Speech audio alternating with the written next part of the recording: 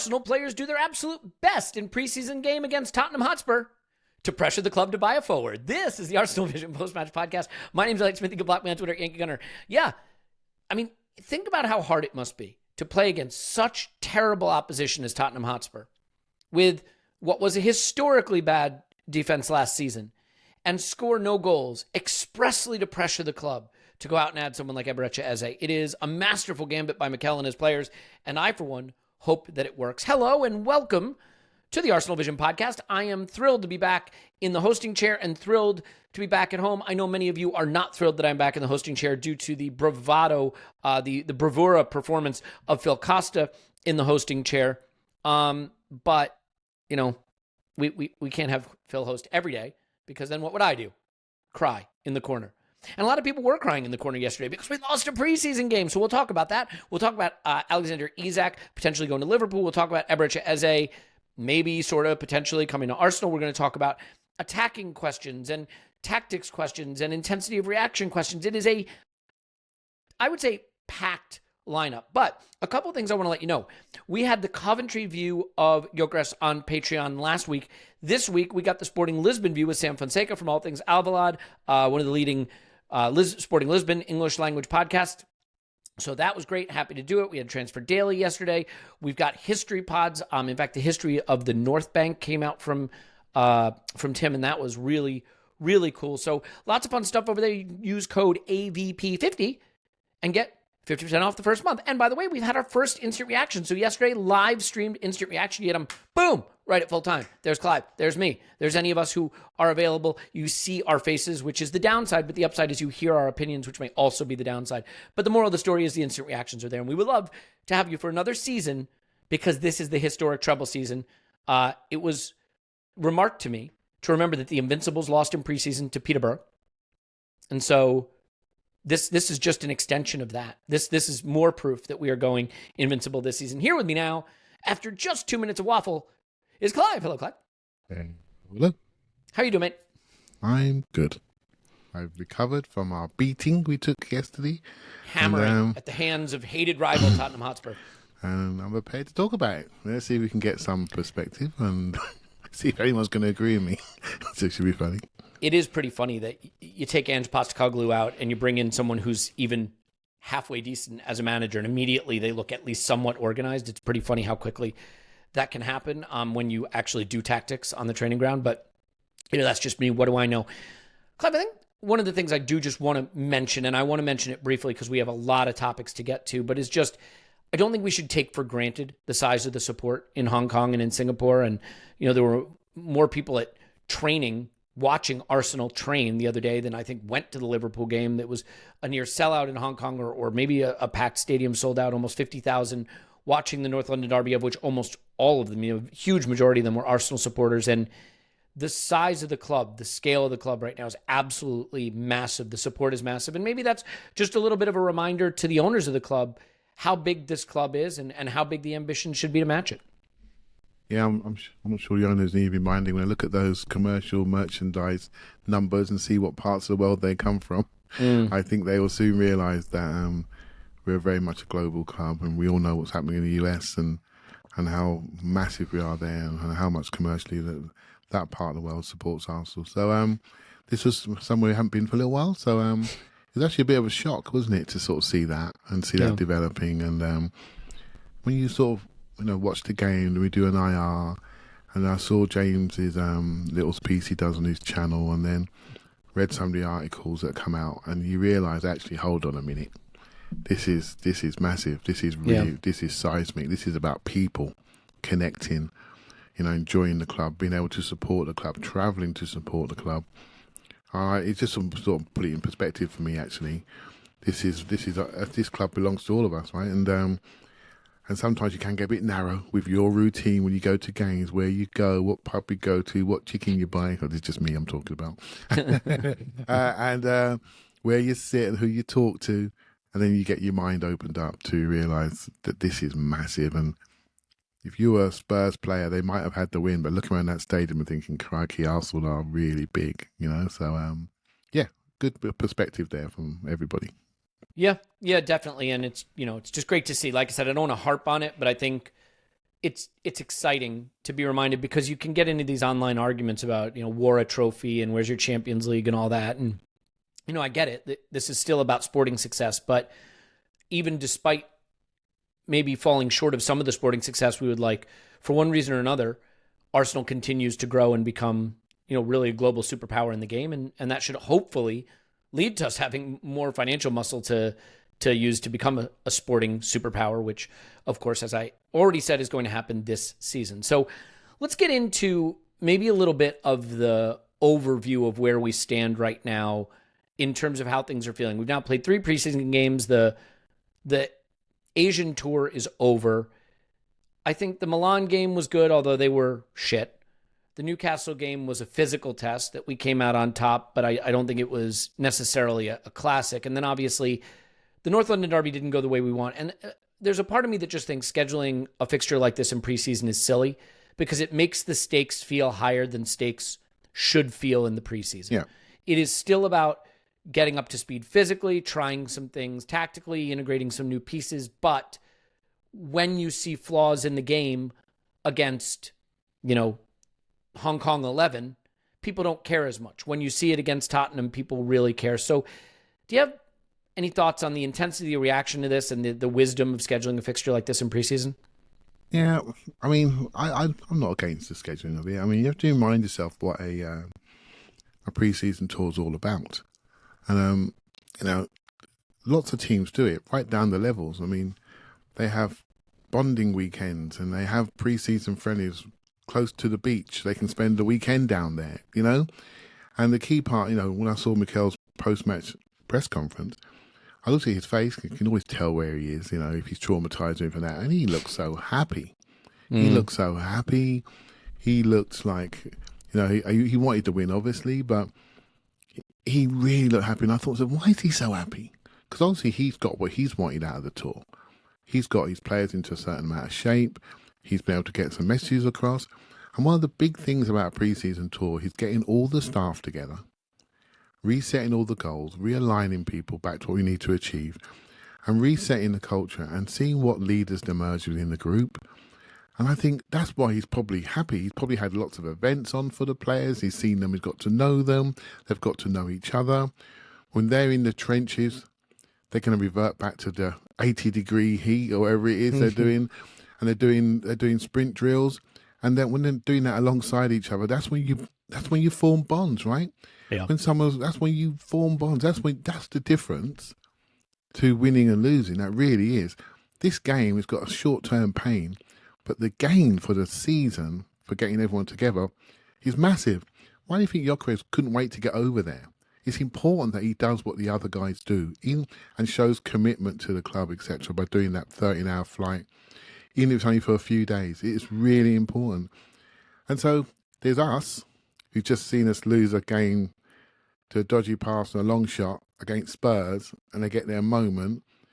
But then there's the club and the team and what they're trying to achieve and how they need to grow themselves as a club, revenue-wise, brand-wise, but also people-wise within the club. It's been a massive... I guess they're probably really happy how it's all gone. Yeah. Well, it's... I can understand some of the reaction, because I think there are things that we saw that we would have regarded at the end of last season as issues to try to correct, that there may be the feeling we have yet to prove that we've corrected. Now, some of that is going to be transfer anxiety. And so I guess I'll ask you about this quickly. How much do you think the zeitgeist of the Arsenal world is influenced by what Liverpool is doing? They've put in a bid now, an absolutely monumental bid from the sounds of it. It looks like 120 million paid in just 2 installments for Alexander Isak, who is training about as far away from his club as you can. He's all the way in Spain training, as if to say, I'm really far away. I really don't want to be here.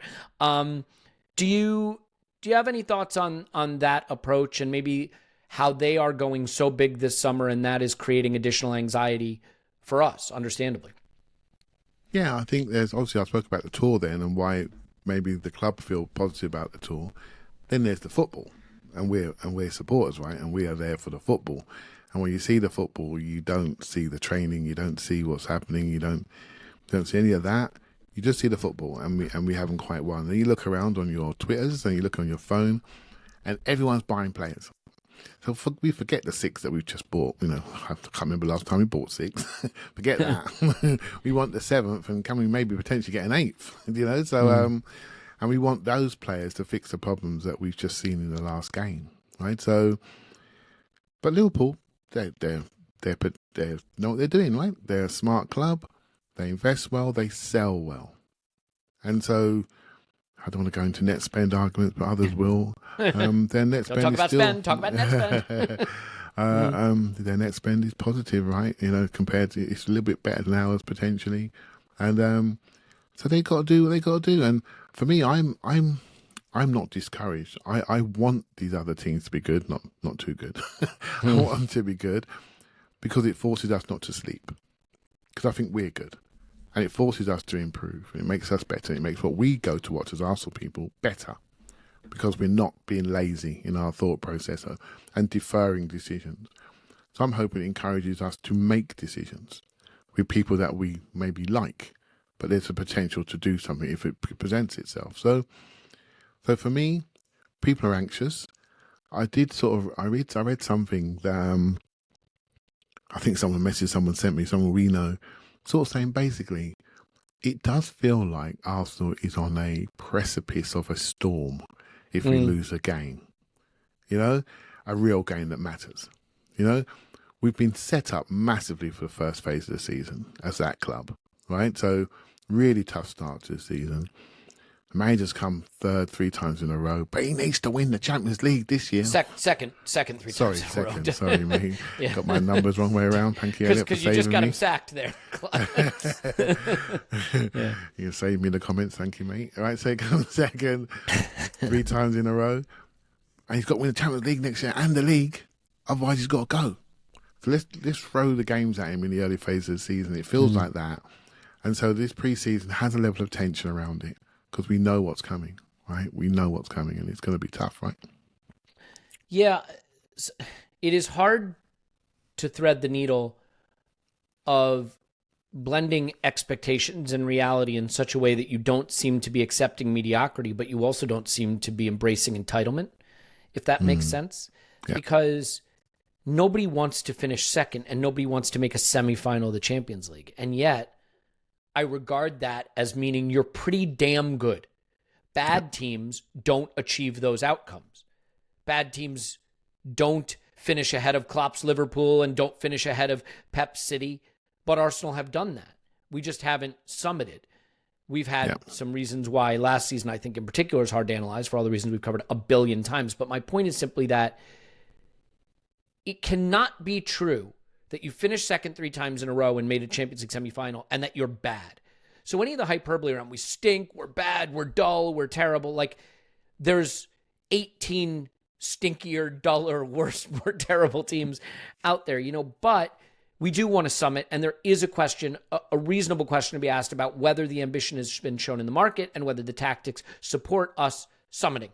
And this is where I think we can start to get into why this game may matter a bit and why there's still analysis you can do that is relevant. I think it is wrong to say that the results in preseason matter, but I think it is equally wrong to say that nothing you see on the pitch in preseason matters. Because I can tell you this, if we won this game 5-0 and Gyökeres came on and scored a brace, people would be saying it mattered. You know what I mean? So you don't get to pick and choose. It only matters if it goes a certain way. And one thing that we saw in this game, it was a pretty first string kind of lineup, except Nørgaard starting. And there was a very familiar lack of fluency. Let's be clear. We've talked on this podcast for 2 years in a row now that there's too many times this team posts a nil scoreline, that the really exceptional teams just don't get held to nil as often as we do. There's another nil scoreline, and I think the fluency and the ability to play centrally was missing in the first half. We went around the horn, and I saw a lot of horseshoe of death comments about especially the first half performance. Do you want to maybe break down a little bit for me what you saw in terms of the struggle for fluency and central access in the first half? I can give an explanation. I'm sure someone's going to say it's an excuse, but every time I see Arsenal when they can't move the ball quickly and there's no flow to our passing, we look poor. That's, for me, that's a big issue. I remember the first time it really clicked with me was probably Chelsea away. Remember that? Well, I think we got back to a 2-2 draw in the end, but we couldn't move the ball. They got Madueke scored, and the pitch, and it was wind, and I thought, we can't move it. We can't move it. Pace of pass is really important to us, and it really is. It separates us, and when I see a pitch that's terrible, I see conditions that are bad, I know we're going to struggle. I just know, right? And so that's basically an Achilles heel for us, and we are a passing team that runs. So if you take the pass away, we can look a bit stodgy because we have to have more touches to move it, and people can shuffle across. They can get to our areas that we know we're going to go. And what do? We come back around again, right? So, and then you look at the pass maps at the end of the game, and you say, there you go, you've got our horseshoes back. Well, our horseshoes back because the other team They're supposed to be lucky. Horseshoe. The other team got what they wanted. They got a mistake from us. They got their goal. And what they're going to do? They're going to be compact, right? I'd expect any team to do that in the league, not just Spurs. And you think what Spurs are trying to achieve this year, the first phase of their pre-season tour is we're going to be organised. That's step one. Can we organise ourselves? Can we be a bit more aggressive and competitive? And the fact that they beat us, and the next move was to get João Paulinho, another aggressive, competitive, tackling midfielder. They're gonna be aggressive in there, and they're gonna make you go to the edges. And when they spring and go to their edges, they're looking for one-on-one players to beat you, blah blah blah, and do their work, just like a Brentford XL, right? Do you see what I mean? Organised defence, compact. So we went around that. Did you see Thomas Frank's pre-match comments? No, I didn't actually. He said two things. He said, I want you to remember two things, guys. This is right before they came out of the tunnel, right in the dressing room. He said, I want you to remember two things. Second balls, and try to go behind early. Try to go long and in behind early. But it's second balls. If we go long, you got to win that second ball. And I looked, and they did win more duels than we did in this game. And so I'm just enlarging your point. Very Thomas Frank, right? Go direct, win second balls, get him behind. Yeah, win second balls, get into one-on-one situations. So when you go long, the next phase is fast support, right? So do lots of fast support transition drills to get around the pitch of the ball to suddenly get an overload. Can they get there quicker than us and create an overload in the areas that they want and force us into one-on-one tackles, etc., giving away set pieces, blah, blah, blah. That's their game plan. And by the way, that's way better than the 22 lost Tottenham we saw last year that had no defensive structure, no rest defence, just Van der Ven standing there with his hamstrings twanging. Right, so that was their structure. This is far better for them. They had so much to achieve from a lower base than we did. We had a situation where we're seeing everybody the same, apart from our number 6, who's probably not as good as on the ball as our last number 6. Right, so we had exactly the same, and then so why are we expecting anything different once the game state presented itself? I thought we were unfortunate not to score a goal. But there are things there that look very similar. But why would they look any different? If you look at the conditions, look at what the training load. There's a lack of spark in a few people, and they were digging deep. And the manager's probably thinking, "This is great. Look at them digging deep after they've done a training session in the morning. This is brilliant. Look at the effort they're putting in, and most of them get off the pitch without an injury because he's preparing for another day. He's preparing for Old Trafford. And it's hard for us to accept because it's Spurs." But that's what he's doing, right? Yeah. And, I mean, again, I cannot emphasize this enough. That's why I think you have to throw these results out because these games aren't about winning and losing. There are other things that are out there. But I did want to ask you if you've seen enough tactical evolution in what we're trying to do in the first 3 games so far to convince you that we're going to have other ways to win games from the way we've tried to win them before. Now, some people might say, what do we need an evolution for? We've been very good. We just had injuries. We go again. Some would say we need to add a string to our bow, that there have to be innovative approaches to try to win the game. Now, to be fair, I think some of this is just looking for a reason to pin things on a manager because I do think players win you the game in the final third. And what Mikel said I thought was very interesting. He said on... Let's look at this because I think this is important. On whether the preseason friendlies were productive, yes, for the 3 of them. And today in particular, it showed different demands, different understanding of things that we have to do. I'm very pleased with what I've seen. In most of the things that we've done, here's the quote that I think is important. but we missed something, in certain moments, that preciseness, that moment that unlocks the result and that moment to turn the result away and win the match. But in terms of attitude, desire, to level of organization, the team, it was great. And we have to continue to elevate that bit in all the individual aspects. And I think that's really the interesting thing, Clive. Is it a tactical evolution needed, or is it this other thing he's talking about, that level of quality, of preciseness to do the thing that wins you the game in the critical areas? Yeah, this is something me and my boy talk about all the time.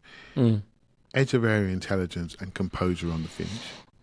How many times do we kick around the ball, poke at the ball, overhit a pass around the edge of the area?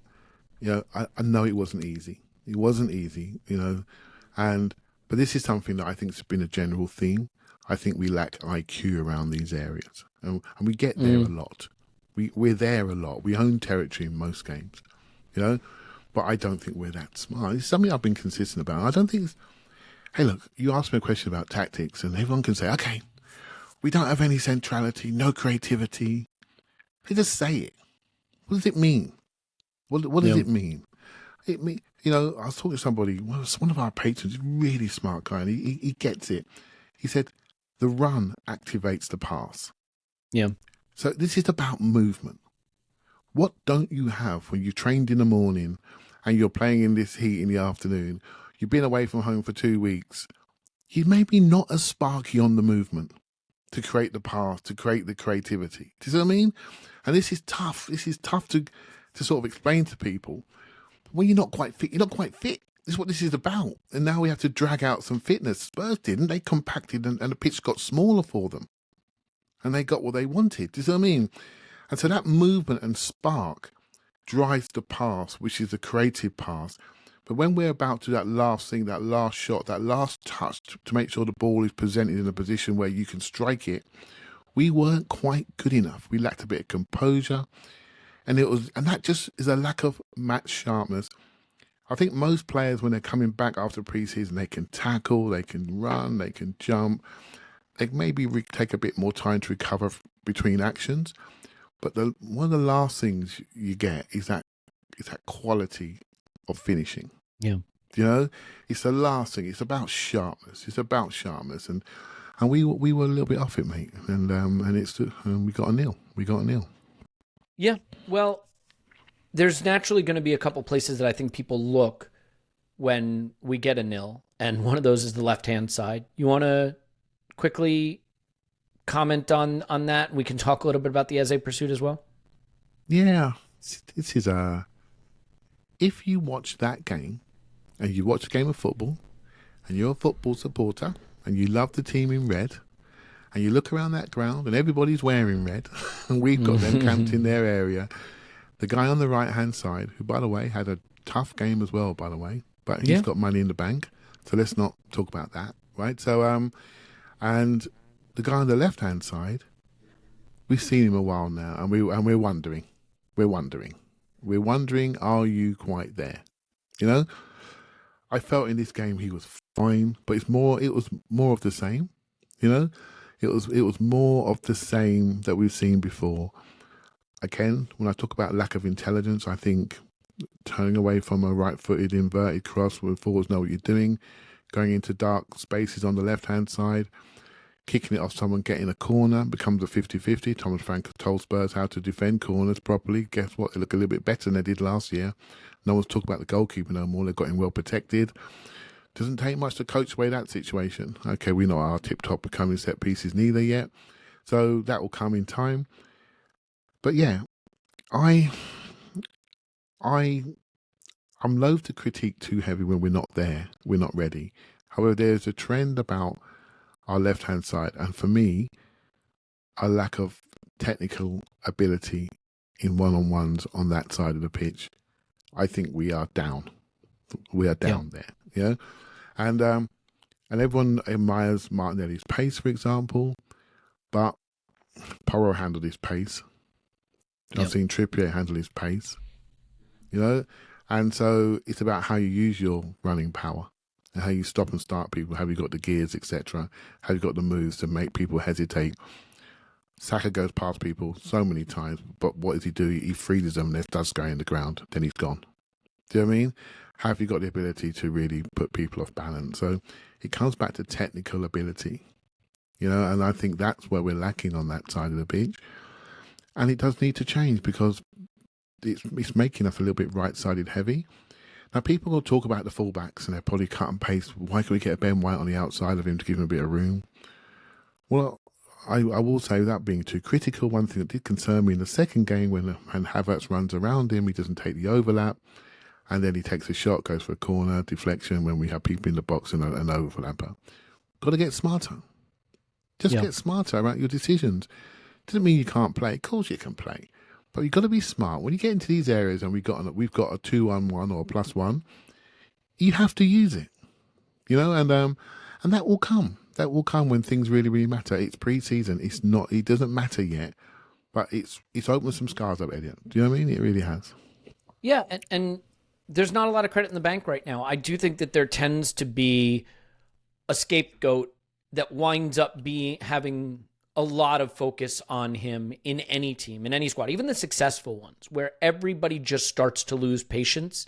And unfortunately, this can become a boulder rolling down the hill where people throw out all the good things the player does and they only see the flaws. If I had to pick an area where I think Martinelli has declined in his effectiveness, it's his dribbling. His dribble success rate has really gone down season over season. And now when you look at a scatter plot of wingers in European football and the number of times they dribble and the success with which they do it, he's in the quadrant of that plot you don't want to be in, right? And this was a game, again, where he attempted 2 dribbles, neither was successful. He had 14 touches in his 70 minutes or so, 2 in the opposition box. He had 1 shot. And the thing that I think is so interesting is I thought it was a really good shot. And it came from the center right of the box off a layoff from Kai. Really clever running in combination and a good snapshot with his right foot, toe poke, right? Really instinctive, almost striker-like skills. Yeah. But when he's isolated out there on the wing, he does not look effective to me. And so is this a moment, Clive? Because I think Martinelli still has things to offer us for sure, but I think it is a clear area where we need more threat. We're going to see Nani Madueke now in these next games, I would imagine, against Atleti, against Villarreal, Atleti, leading up to Old Trafford. And whether you believe he was bought to be Saka's backup or he is genuinely considered as a left-wing option, I imagine we will see him on the left in these next 2 games, and I think that there is an open door for him to walk through there. Yeah, and I think, he's happy doing one-on-ones. That's his bread and butter. He wants it, right? So he wants to take you on. He wants to, as he says, line you up and do you, So it's up to Martinelli, really. He's got people around him that are moving, roaming. You go look at Trossard, for example. Trossard finds himself on the D many, many times, and he starts on the left. Just roam. If you're struggling on the ball in one-on-ones, then be a problem for people with your movement and your running power and to get into areas. You just got to change. You've got to create an off-the-ball game. And that's fine. Your game has probably evolved to a ceiling in one-on-one dribbles, but it doesn't mean you're not a very good forward around the area and you could get in behind people and you're not really, really quick. So he has to define himself slightly differently for me. Or if you don't evolve, you won't be at the club. And that goes for anybody. You have to really evolve in your game continuously because people will find you out. They'll stop you doing what you like to do. So you have to do something else. So he used to have a great left foot shot at the edge of the area. We're not seeing much of that at the moment. People are on him. They know where we want to go. When he first broke in, and we dropped Zinchenko in the middle of the midfield and we overloaded people there and we got it to him in one-on-ones continuously and he was flying down the green fields of the Emirates and people aren't having that anymore. They're overloading with box 4 in the middle. And when they get out to Saka, they're smashing him until the referee finally gets a card out. And then when he gets a card out, they sub that guy and then they bring on someone else to smash him. And then and it's the same for Martinelli and he's maybe not quite as instinctive. So Madueke now, he's 6 foot. He's got a bit of power. Let's see him in the shorts. Yeah, I don't want to go over the top based on clips. Considering I called him headband boy about a month ago, let's just hold my thoughts back. But I will say he is much more of a one-on-one guy, and that his game is defined by that. You know, he said that in his initial interview, by the way, Clive. He said they said, "What's your game about?" He said, "When I get the ball, I'm looking to line up my defender and get past him." Like that. Exactly. That's how he defines himself. Exactly, and that's how we play. So we're looking for that in our minds, and when that doesn't happen, we slaughter the player, right? So now some people are saying, "Well, is it us tactically?" I think we need to we will do. We'll start to move more creatively. You know, our touches will be sharper. Rather than having 3 touches to settle this ball down, it'll be 1 or 2 max, which creates separation, which creates opportunities to run because people see an opportunity and they go. When you're not quite fit, you don't go, right? So you can't draw people away from the man in possession.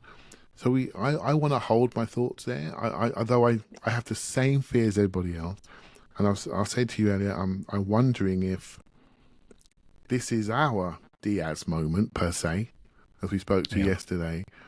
And there's an opportunity. If there's an opportunity, you say to yourself, well, you know what? Maybe this environment and the way we play and the fact that we're already up high and we own the territory, maybe the way we are in our development, it may not suit somebody who could be a transitional player or could be somebody better used off the bench late in the game. You know, so to get tired people, to get them when they're trying to push on, you know, so this is all part of the game evolution, right? So I don't want to say it's not going to happen, but I can't not say what I see or have seen last season, but I don't want to go too heavy on this game because it was unique circumstances. But this is why people who want to dismiss age curves and contracts and wage numbers and say it doesn't matter and it's not my money and why should I care can wind up looking wrong in the long term, because when you put Martinelli on $200,000 a week and you decide maybe he's not quite the top level that we want, but there's value there, can you get 50 or 60? He should be a 60 million pound asset. He should be. He's a young player who has a 15-goal Premier League season under his belt. He's struggled over the last 2 seasons, but he's been a key part of a team that's finished second in the Premier League. But he's not on, 120 or 80 or whatever number you think Luis Diaz was on. He's on much more. I mean, if you believe some reports, he's on triple what Luis Diaz was on. I don't believe those reports. I'm not sure. Yeah, but the point late is... 100s is what I believe. So, yeah. Fair enough. The point is, Liverpool have turned Diaz and will turn Nunez, in my belief, into Wirtz, Ekitike, and potentially Isak. The real boss move from Arsenal, as the kids say, would be to turn Leo and Nelly into Eze and Leao, or Eze and Rodrigo. Now, for what it's worth, I'm not sitting here saying, if we don't get Eze and Rodrigo, we have no ambition. Please don't take what I'm saying to be that, because I don't believe that. I think we could be very good if we sign nobody else. I think getting an Eze would make a difference. But my point is, if you see your assets clearly and you've priced them properly and you're good at selling, you can then add the kind of top-level talent that you need. But all the reporting says, even to get Eze, we might need a departure. And we're certainly, I don't think, going to get 2 forwards without 2 departures.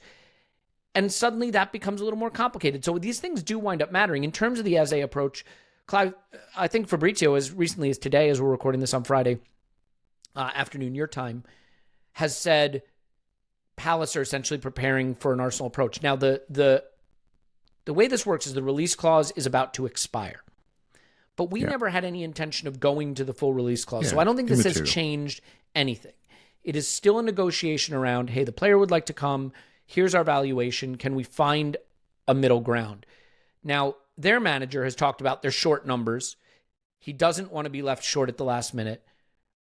I don't see how they can let this player go late in August if they haven't lined up any kind of way to replace. They've just won the FA Cup. They're going to be in Europe, not the European competition they hoped for because they got screwed, but that's beside the point. They can't afford to be short of numbers. So this is going to be a tricky negotiation in my mind. But I think this player is important, not just because I think he can play off the left, but because I saw something yesterday that I think we've seen, which is Declan Rice is one of the best players in world football.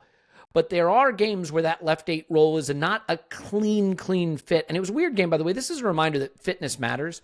Have you ever seen Declan Rice have a game where he had 1 ball recovery, no interceptions, where he was 0 of 2 on tackles? That's not Declan Rice, and he's not moving like Declan Rice yet, and he didn't do the early summer training camp in Spain, so he might be a little bit behind. But I do think that we need an operator in those pockets of space. So it's not just all, what's Martin Ødegaard doing for us? Because I think that is an area of need. So how do you analyze the current state of play with Eberechi? Yeah, so last 10 minutes that game, you'd probably want Eze standing where Declan Rice was. Well, you would, right? But I wouldn't. I want 3 Eberechi Eze standing in the midfield and nobody doing anything else. Yeah, we are not. Declan Rice is very important to how we play and how we recover the ball. He's done a few good things. Good things. So Eze will be playing one up in some regard, whether it be inside as a 10 or outside as a left 10. Do you know what I mean? Like a Trossard type left style wide player. It doesn't really matter. It's how you crowd the scene what really matters. And he's really good in crowd scenes. He understands how to connect with people and move and create things through his movement. So yeah, I don't worry about our midfield per se. I just want to see it out there. I think in this game, Marino would be better for this game state than Declan Rice would be if you want to win this game. If you want to win the season, Declan Rice needs the minutes. So he got the minutes. He didn't get the minutes in the last game. He got the minutes in this game. We're trying to prepare for a season, not trying to win every single game. If you want to stay, can we do both? If you want to stay truthful to what your plan was for the season, to get minutes into players to allow them to be successful and effective come day one, you stick to plan. And Marino got the minutes last game with Zubimendi, and this game it was Nørgaard and Rice got the majority of the minutes. End of story, right? So, as for Eze, I just want another player who looks after the ball, Elliot, and makes us all excited. That's it. I felt we had a technically low team and a technically tough environment for them, and I want to fix that. If I'm honest with you, I want that fixed. Because I think it's going to come back and haunt us. We're still overly reliant on Saka Ødegaard. We're still overly reliant on that. We're over reliant on the exit over the top in this game to Kai to get pieces to win that first ball. They did the same thing because no one wants to play down the middle on that pitch.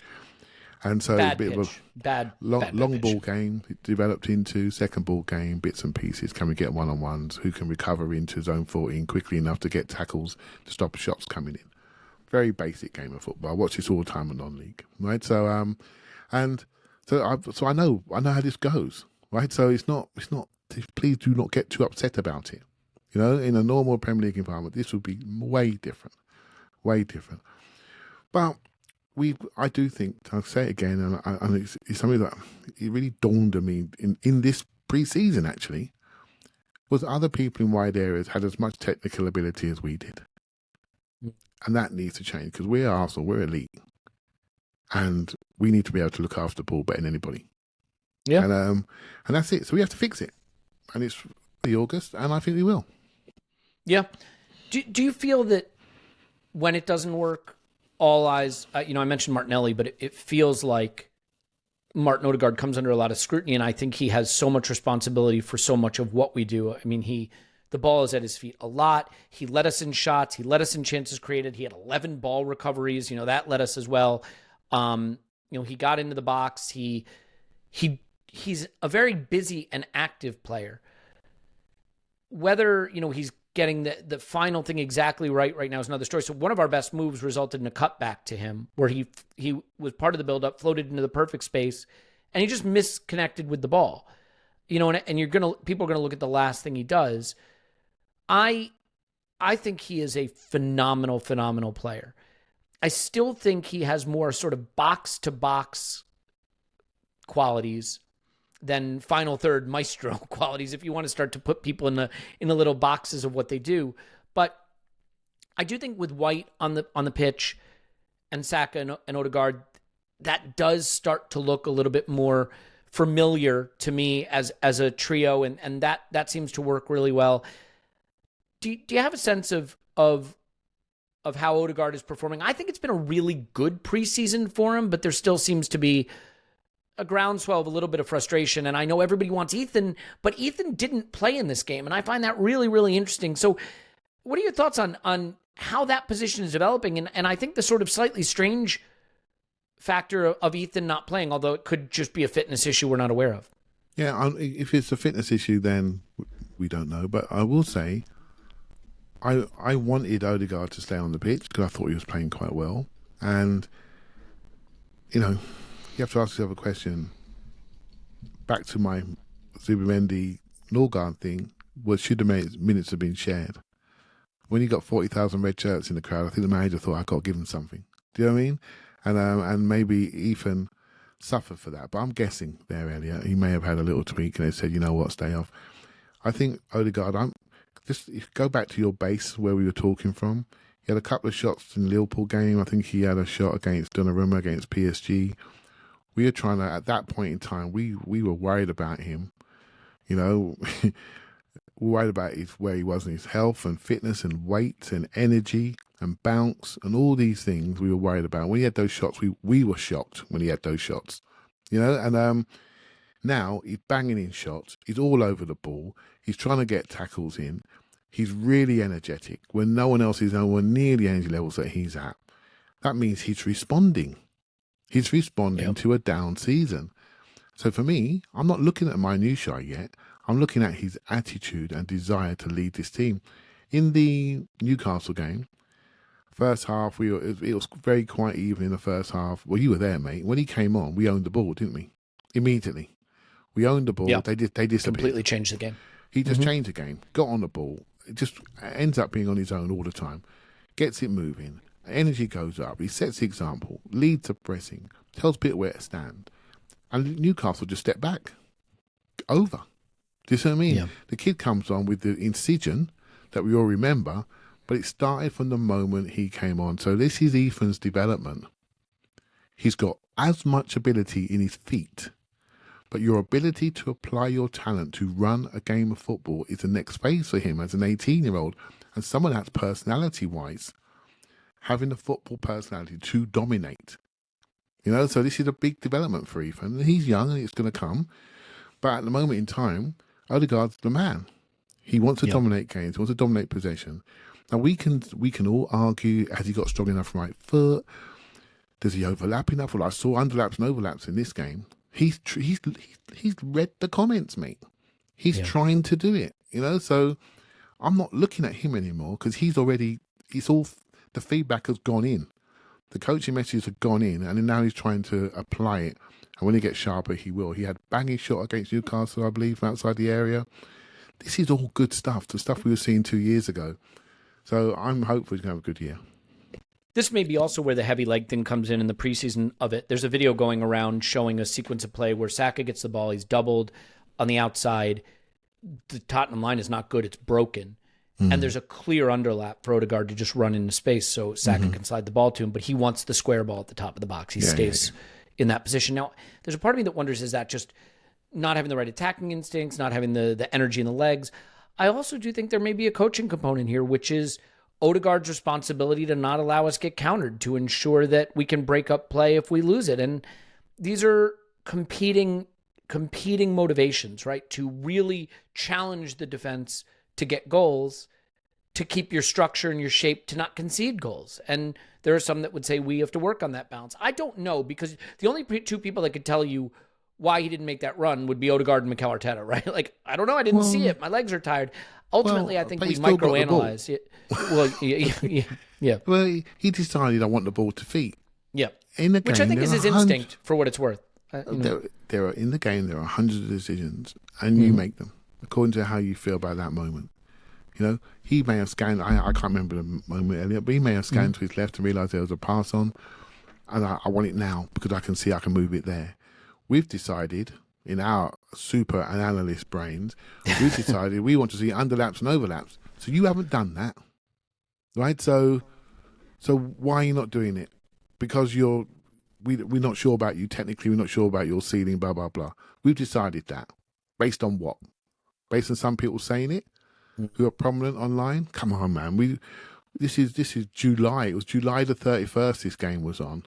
We have to just wait and see what happens. When you get to the Emirates next week and the two games there, you're going to start to see Arsenal look more like Arsenal very, very quickly. Very, very quickly. And then you can start to have a little look about the combinations that we use and the time given on minutes, etc. The second game, we might even get to a point where we see the team that might play at OT the week after. we've got a full week of training for Old Trafford. You see the Premier League start on a Friday and a Saturday, and we roll out on a Sunday, and everyone's sitting at home with their beers and crisps, watching us, right? So, and we need to be ready for that. That is it. That is it. So don't worry too much about these details. I think there's been if you just break it down in your own mind, we're all talking about our offensive issues because we've just been nilled again. But literally, we have the same offensive people out there.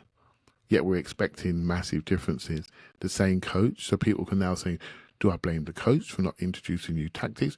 Or do I blame the players for not being different to what I want to see based on what? Based on things they've read. So for me, I want to see the tactics come in an environment where I think they're more suited. So can we get a bit more rotation? Can we get a bit more last line running? We've got 2 forwards that we've already bought that none of us have really seen play together or in our team yet.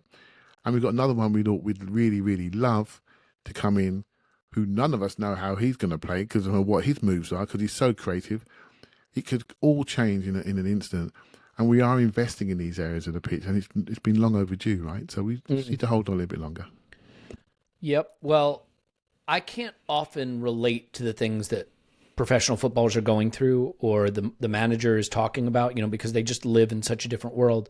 But he did reference needing to get over the jet lag in his post-match comments. And I can finally relate to something they are going through because I'm home 4 days now and it's still punishing. And I know it's going to sound like, oh, here we go with excuses, but like that is one issue of this kind of travel. Now, to be fair, I had a 13-hour time difference, so it's literally night to day. So not as bad. I mean, I think their time difference is pretty similar to when they go to LA, honestly. Now, when they go to LA, they then come back to like a Philly and it's tranched a bit, but the jet lag's real and they're going to need to get back and get over it. They play on Wednesday, they play on the weekend, and then the next weekend it's Old Trafford. It is coming like a freight train.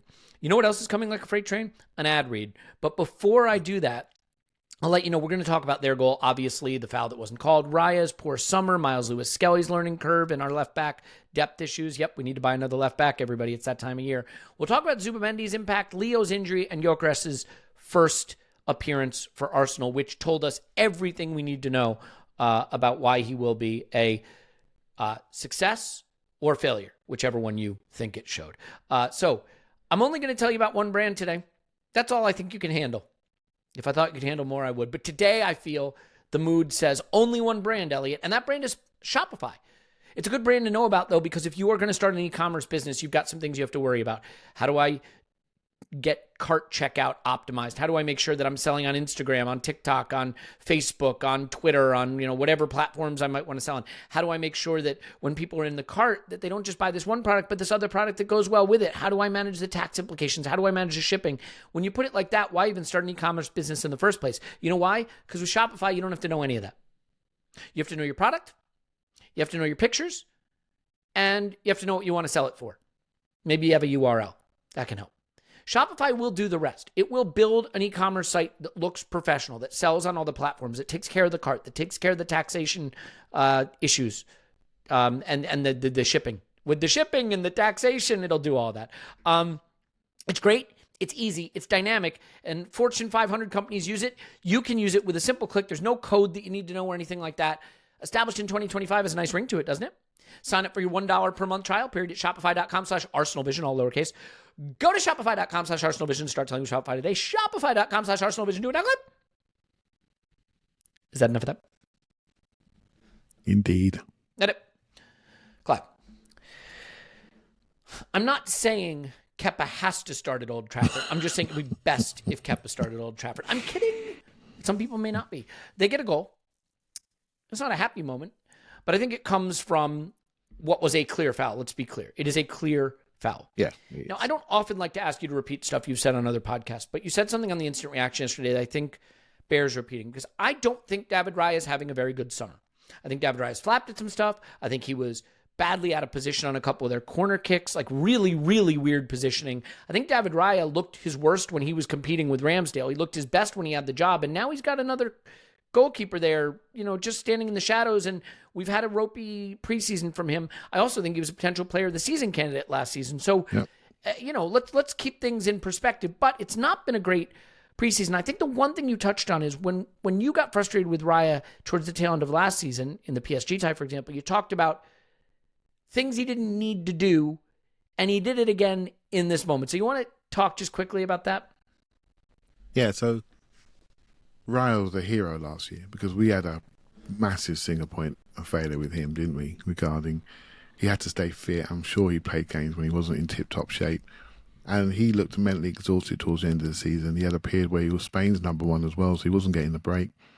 So I think he had a fantastic season last year. And when many of our players came back from the Euros a little bit sluggish, in the early parts of the season in Champions League, Atalanta, for example, he was making massive saves, saving penalties.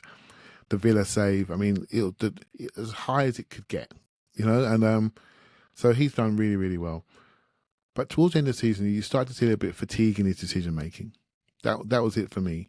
And it was the one that annoyed me. It probably annoyed me because I just wanted to bask in the moment a little bit more when Saka chips a keeper at the Bernabeu.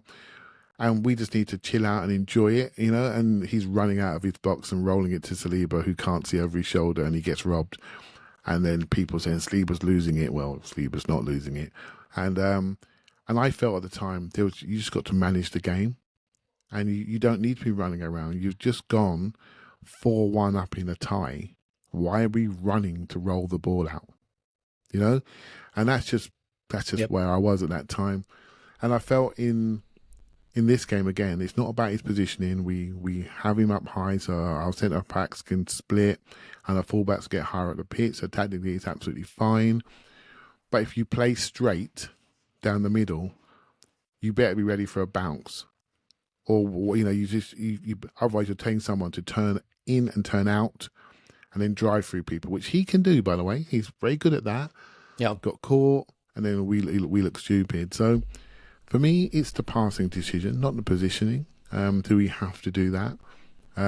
Does it really matter? No, long as you learn from it. It's been a couple of times it's happened. I think there's one other time in that I can't quite remember it. But I got my eyes on it. Hang on, let me just get Tim on. He'll tell us when it was. I got my eyes on it, and someone's going to go straight in the comments, tapping away right now. It was just getting close. and I got my eyes on it. And I have this thing with him. Because I see it, when I see it in North Bank End, I see him for the first half. And when I watched his sort of growth at Arsenal. And when he first got in, I felt he looked a bit, as he was establishing himself, I felt he looked a bit small. Yeah. And then suddenly, he got more authoritative.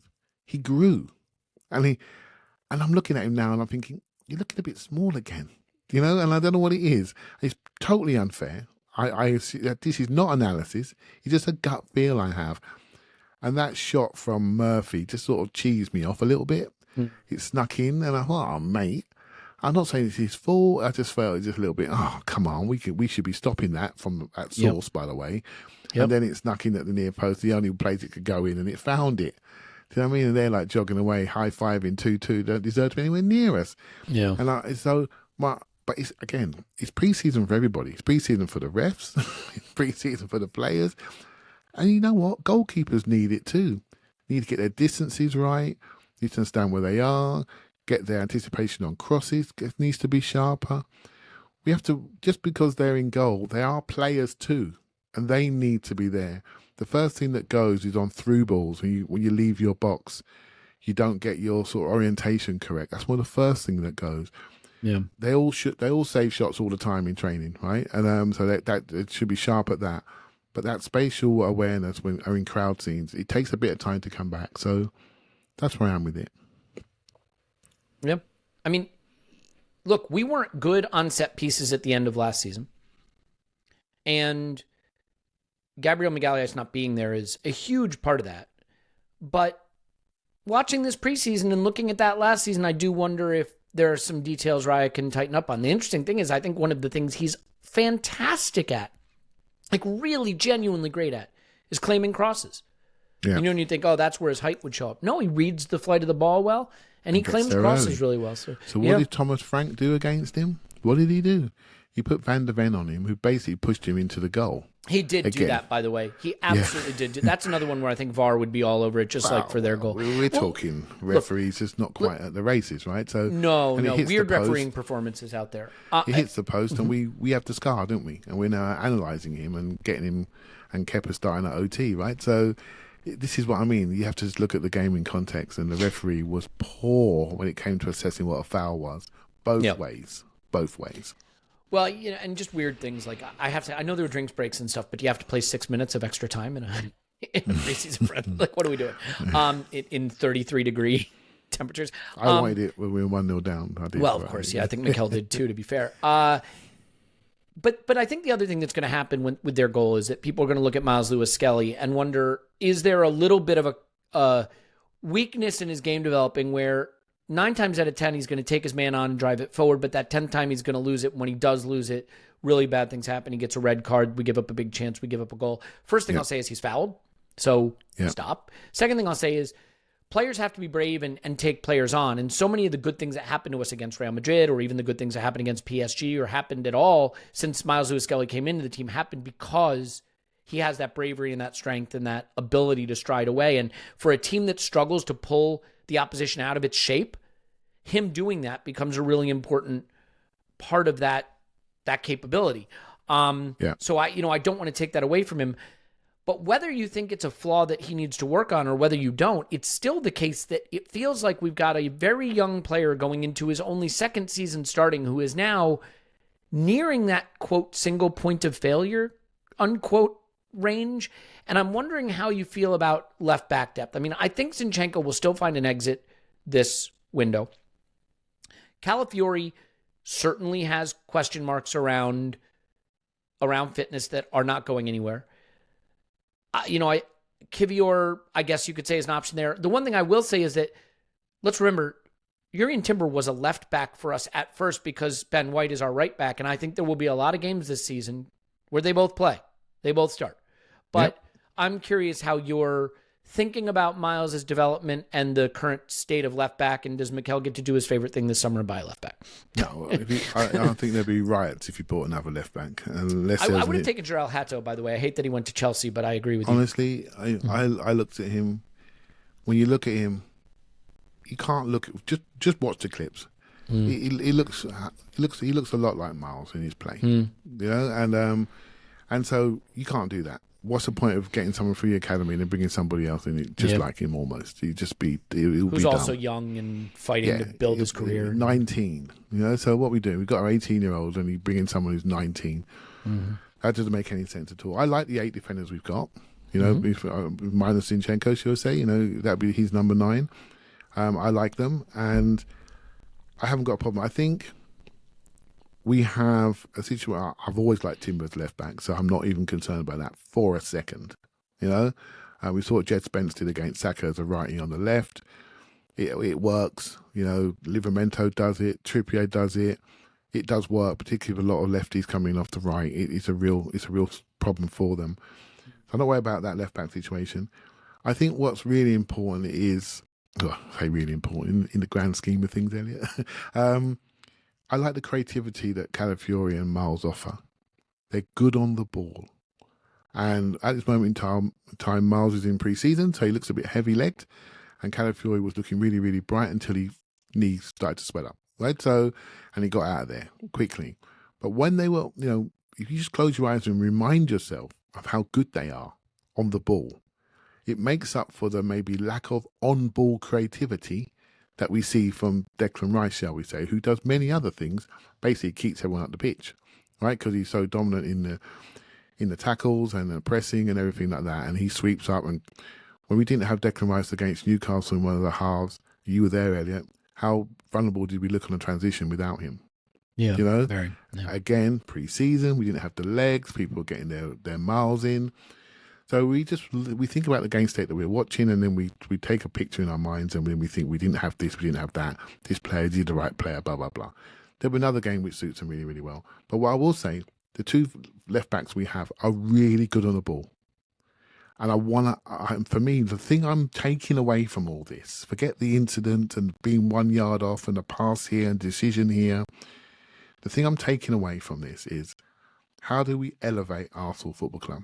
So you elevate things by bringing in more competition and raising the bar, right? Trying to reach new heights. Remember the New Heights logo? We've got to raise the standards, got to raise the bar. If I look at it footballistically wise, what I want to see is an increase in technical ability on the football pitch. And our two left backs are really technical. And we must be encouraging them to be so, because we have some strong box crashing eights. So technical ability needs to be in the group somewhere. And we need to up it on the left-hand side particularly.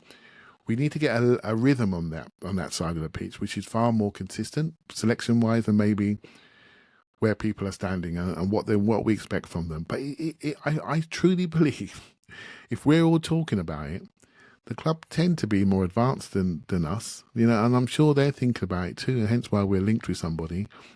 But I do think Calafiori, for example, needs to stay fit. Yeah, be great. Because when he plays, we look so much more creative. We really do, and I think we're missing him. We're missing him more than we realise. I don't think we've got long memories of him having sustained periods of play. But when he plays in offensive areas, things happen. He scores goals. Things happen. He gets chances. And I'm not diminishing Miles, because when Miles plays, it's towards the end of last season, Champions League, I didn't want anybody else. Yeah. Against those top-level wingers. Nobody else. Didn't get dribbled past hardly at all. So just got to give him a bit of time. It is weird how you can go from the exciting academy player breaking through to the player people are ready to sort of pick at very, very quickly, because I look at how Ethan is talked about. He's got to get more minutes. He's the future superstar. We got to play him, when I think he's actually been a lot more uneven in his performances when he's played, versus a Miles who has taken a starting position and been great against the likes of Real Madrid at the Bernabeu, but he makes, one error where he was actually fouled and people are like, well, do we need to look at left back? It's weird how quick we are to evolve our thinking. You've got to clean up your timeline, mate. Yeah, that's a good point. Yeah, that's a good point. Well, that's why I said this to you even before we started recording. I don't want this to become the what's the internet saying podcast, but especially now when there's no domestic games on and, you're not around 59,900 of your closest friends, right? It's harder to assess the zeitgeist. I will say, when I was out in Singapore, obviously the zeitgeist is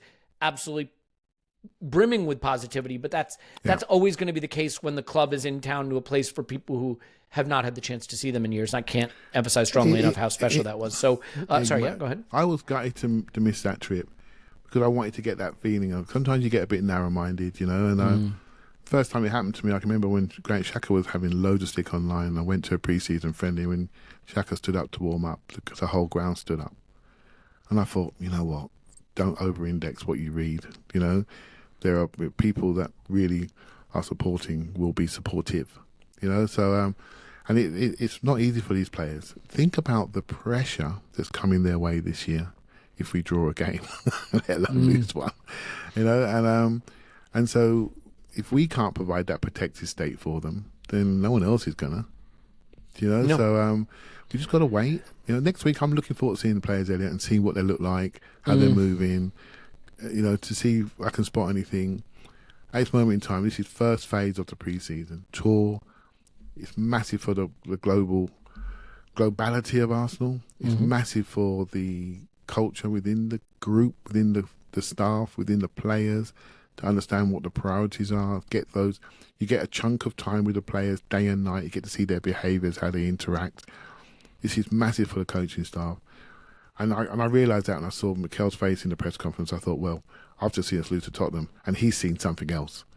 And I realised that we've got to calm down. Down. Yeah. Well, I'm going to just tell you, I don't think that'll be happening anytime soon. That's not how we football.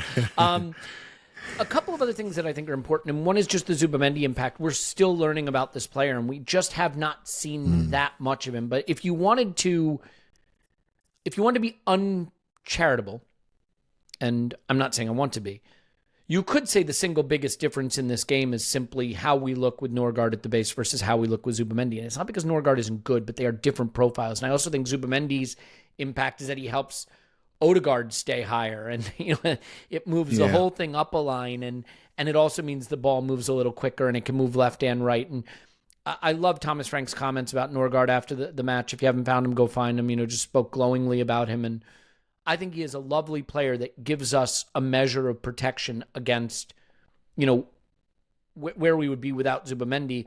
But in terms of the progressiveness, in terms of the front-footedness, in terms of positioning and reading of the game, Zubimendi's a better player.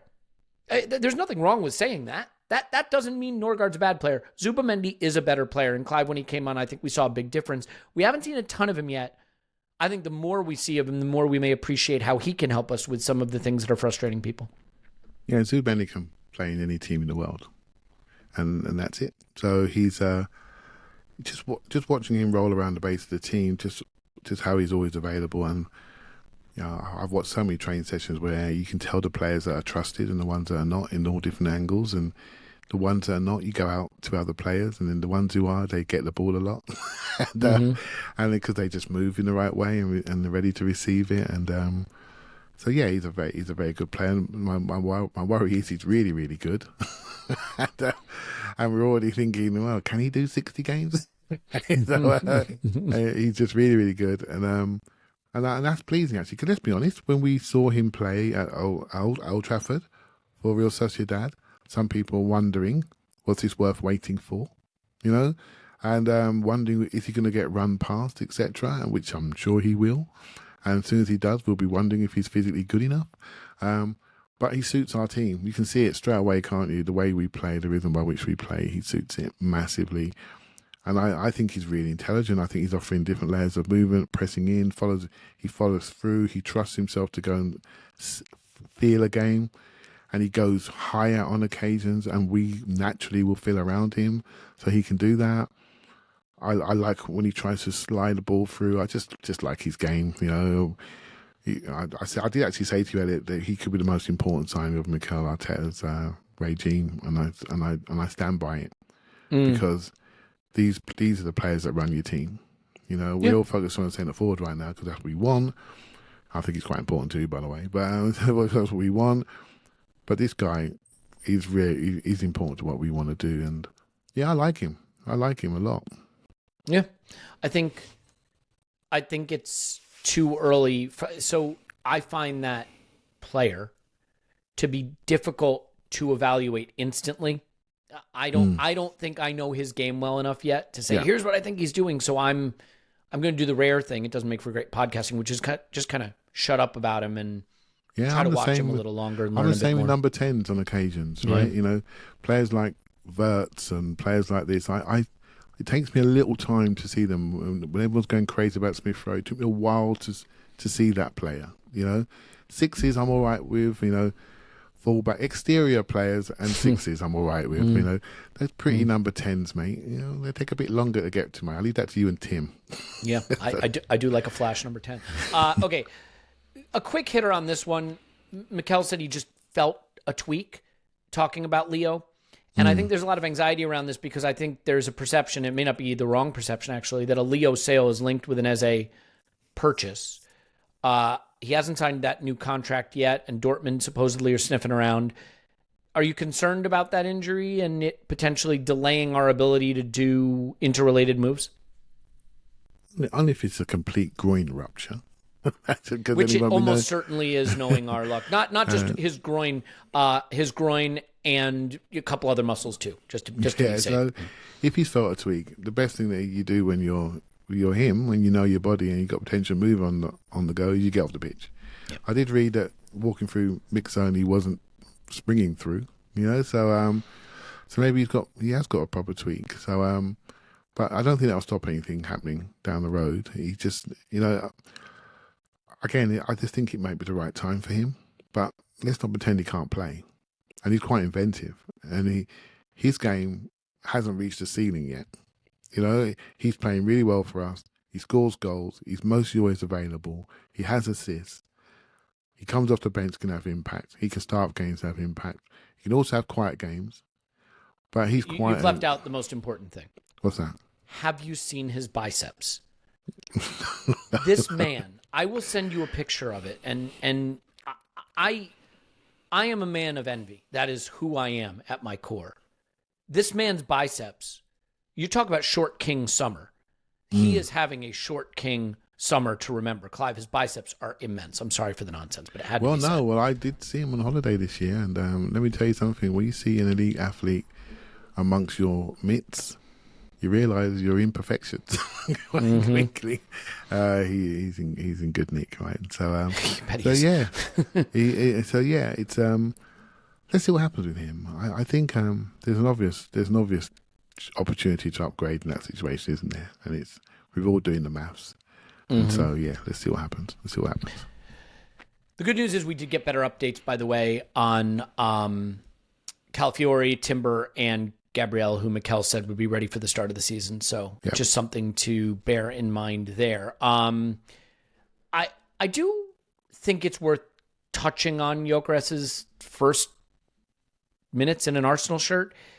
And I want to say just a word. I'm going to undermine something I said earlier. I said, we're not going to be What's the Internet Saying podcast. But troll culture is exhausting, right? Because it prevents us from going into digital spaces and having real, authentic conversations as much as I would like. And so Gyökeres went out there and the legs were a little heavy and he wasn't at full sprint. And there's all kinds of ridiculous nonsense that's being said already.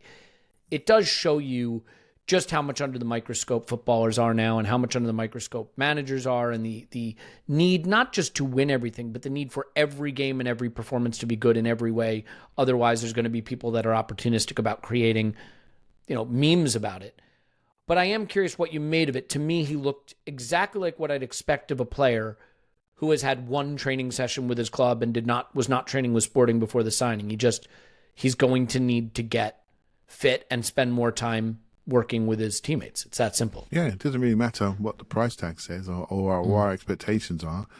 Football is a running game, and you need to run, and you need to train to run. And it's always best if you train in the group because you get pushed to your extremities much better in the group. And then you need to be on the pitch, and it's something called match fitness. Not gym fitness, but match fitness. That's a different thing, right? In an uncontrolled environment where the ball comes at you at different paces, it's not under your control. It comes at you at different paces, different angles, with people pushing you and trying to smash your legs to pieces. That needs time, and he just needs time like any other footballer that's playing right now, getting ready for their season starts. I guarantee their first preseason session was awful, and they probably won if they could still play. And it takes them days to get over it, and next minute they're out there doing it, and suddenly it becomes natural again. We just need time. I think it's very difficult, right? To have a maturity about these things all the time. I posted something out this morning, actually, Elliot. It was a... It's a mistake. Yeah, I don't post as much as I used to. But the Brentford new manager, his name is Keith Andrews, right? And he's... there's some good videos on the Brentford channel talking about their pre-season tour in Portugal. And it was a mic'd up thing. And Eddie Howe's done it before at Bournemouth. And they're really insightful because you get to see how managers talk to players. And you see the players in the group, they're going through a game prep. And I looked at this and I thought, Arsenal can't do this. Because we'd extrapolate too much information from it. Yeah. And then we'd hold it against that person, that player. I mean, the Amazon stuff was brilliant for Arsenal fans, but there are other fans that still take the mickey out of Mikel Arteta for the team talks when they've got no idea what it takes to get elite athletes to perform and have a new message from every single week. They've got no idea, yet they get ridiculed for it. And having that maturity to receive information is a tough one. If you think back to the Amazon doc when Sambi was moaning because he couldn't get on the pitch, that stayed with him. Yeah. For his old Arsenal career. So we have to be better. We have to be better to allow people to be themselves. And get to the point where they can perform for us. We have to be better at this, more mature. And look, I'm not saying about how to support your club, but it's about giving your players a chance. You know what I mean? Just give them a chance and give people a chance to develop. I think it's really important. Well, yeah, I mean, the extent to which they're under the microscope is understandable. And for the record, they don't make 15, 20 million a year so that everybody can say nice things about them all the time. You know, the intensity of the passion and the intensity of the scrutiny is part of the reason that they have such a lucrative career in the first place. But, you know, I mean, you look there's at... a line there, Elliot, though, isn't there? There's a line there, isn't there? There's a line. We don't cross that line. Obviously, we try not to. Well, can I stop you just for a second? Because I want to be clear, because people will accuse me of this. I am by no means talking about abuse, right? Abuse and harassment are a separate thing. I want to be clear. I'm talking about meme culture and troll, you know, like... Yeah, you know, when you're making fun, like one account, you know, just photoshopped him to be, you know, a bad player, and so, you know, sort of say, oh, here's what Arsenal just signed. That's not abuse, and I am not condoning abuse. But I'm saying this sort of memeing, trolling culture. For a good example is just sort of like, Aaron Ramsdale gave one interview where he talked about struggling to concentrate for a full 90, and people have. Yeah, but basically, you know, held that over him for the entirety of his career since then. But that's a classic example. He spoke and he said, "I struggle to concentrate, so this is what I do, so I can concentrate." And I will turn around to the crowd. I have a bit of banter with them, and they're abusing me, and it makes me say, "Right, I better be on my game now." That's absolutely fine. I bet he's not the only player that does that. No, but that's not how it's taken and not how it's used ever since. Because we're not mature enough to receive the information. We don't understand what it's like to stand in a ground with 60,000 people around you and the game's at the other end of the pitch. How can I stay alive? What tricks can I use to stay alive? It's disappointing. I totally understood it. Honestly, I did. Immediately understood it. Because you need to be like, you might have one shot in a game. And you need to be sharp. How can I stay alive? If I've got to have a banter with a guy by the corner flag and he's calling me a merchant banker and that keeps me going, then if that's your trick, that's your trick. He's out there, we're not. Do you see what I mean? I think we've got to be more mature about how we receive these messages and I try to understand from their perspective. Yeah, and I think the chance of that happening is low. Yeah, I know. And look, this is why community. Anyway. I don't know. No, but this is why communities spring up too, right? Because I don't think there are many people listening to this that are also creating, you know, memes about players to post on their troll Twitter account. I don't see these things, Elliot, so I don't see these things, and I'm not searching them out. You know, if I'm Gyökeres now. I'm not sure I would have flown because I was listening to you and Andrew talking about the jet lag. I'm thinking, crikey, mate, you're going there just for a few days. That's heavy work. But it obviously meant a lot to him to do it, and it meant a lot to the supporters out there to see him. And I think there are bigger things at play here. So there's no question in my mind, Clive, that had he stayed in London and trained at Soba Realty, that he might arguably have been more ready for these games coming up and more ready for the season than flying out there to the humidity and the punishing heat and the jet lag and the dog and pony, right, and the being paraded around. And by the way, I'm not saying it was a wrong decision because I understand why we did it, but I'm not sure it's the best longer-term decision for his preparedness, but I also think there would have been a riot if we didn't present our new signing on the store. There's more to football than just like looking after people in a high-performance way. It's about being a club and a set of people together, and he wanted to be there, and the club wanted him there, and I totally behind it.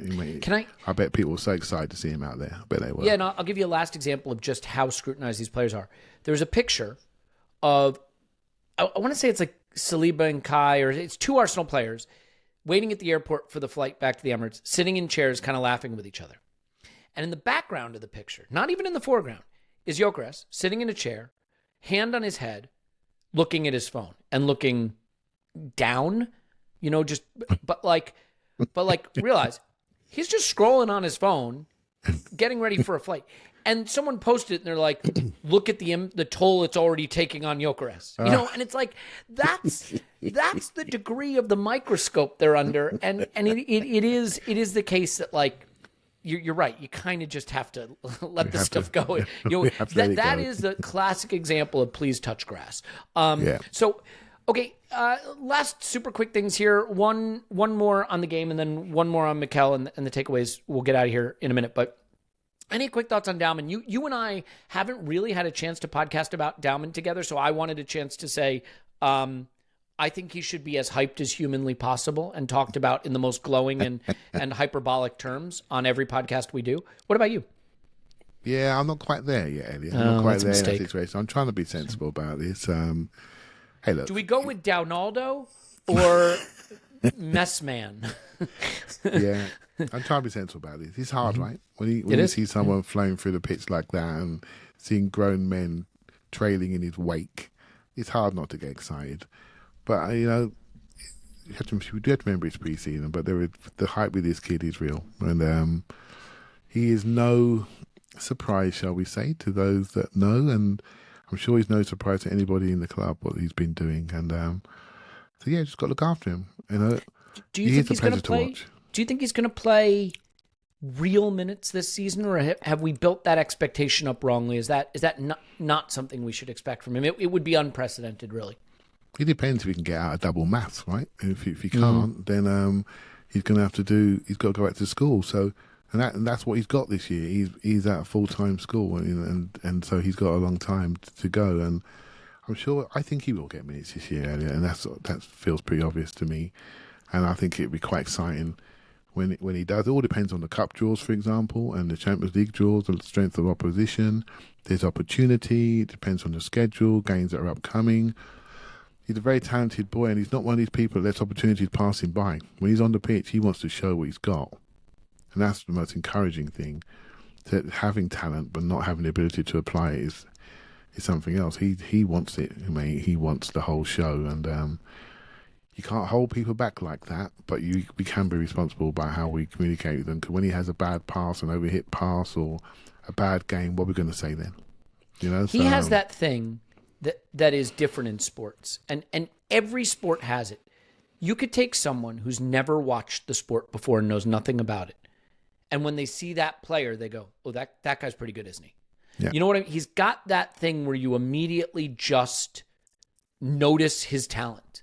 That doesn't mean he's ready for 3,000 minutes in the Premier League, and his body's still going to develop. I mean, Ethan may very well have been limited in minutes last season because of a growth spurt, because of actual physical, young man development. And by the way, I mean, that is a thing with Max. The guy's basically 6 feet tall now at 15 years old.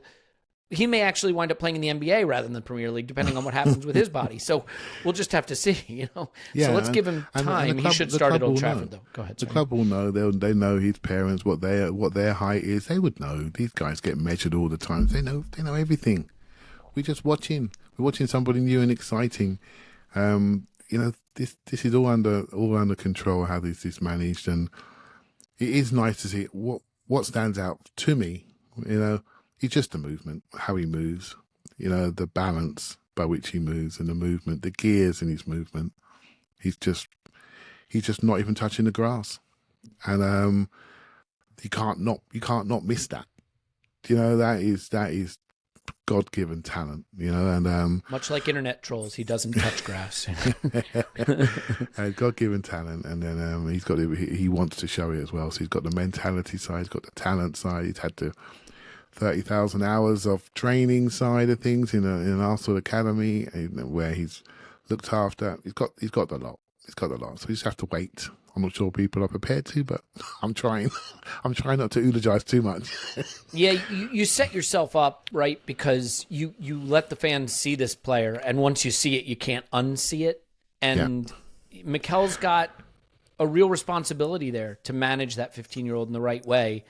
There is that saying, if you're good enough, you're old enough. But for fuck's sake, he's 15. No. When someone's talented, you can't miss it. Yeah. You just can't. I went to watch a game the other night, on Tuesday night, watching a game, non-league game. There's a young winger playing, and he was ripping it. And he was playing 2 levels before. He's gone up 2 levels, and he was playing a National League team, and he ripped them. And he's now got a contract because they have to. They have to do something with this player. And it's like, and everyone saw him. You can't miss talent. We're all thinking about Max Downman, and we're getting to know him. That's been in the bank years ago from people that understand talents. You can't miss someone like this. It's all about how we manage him going forward now. Yep. I thought Mikel made an interesting comment, by the way. He's asked what his long-term plans are now, his long-term goals, and he said, there is no long. It's short. It's now. It's what we learn. What we take already from the game. We've already spoken about that in the dressing room. we sometimes talk about the fans are wired differently, or what you read online isn't the real thing. But for anyone who's saying we need to win now, or we need to be short term, Mikel is saying it too. It's now. One thing that we are potentially setting up for that I think is somewhat interesting, we are potentially setting up for United to get Sesko. And I don't know that I'm ready for the media narrative of Gyökeres v Sesko opening game of the season at Old Trafford. But that's how it if that's how it pans out, that's how it pans out. But that would definitely be interesting. When you look at the numbers being thrown around for that deal, I think you can see why it didn't make sense for us. I don't think he's we can't do it. And but it's interesting. I remember when we were talking about Sesko and Gyökeres, you sort of said we were sort of edging towards Sesko. You said something to me. You said, but could you imagine if Gyökeres went to Old Trafford and then we weren't playing and did really well there? There's always going to be a comparison. Yeah. I didn't like that comparison that way round. I didn't. I was concerned about it. But now we've got Gyökeres, I'm thinking, Sesko could be quite good. And Liverpool got Isak, and we're going to be... And Ekitike. I can already see Scott's radars comparing each other for the first month of the season. Do you see what I mean? And it's like, you've got to be happy with your choice and why you've done it.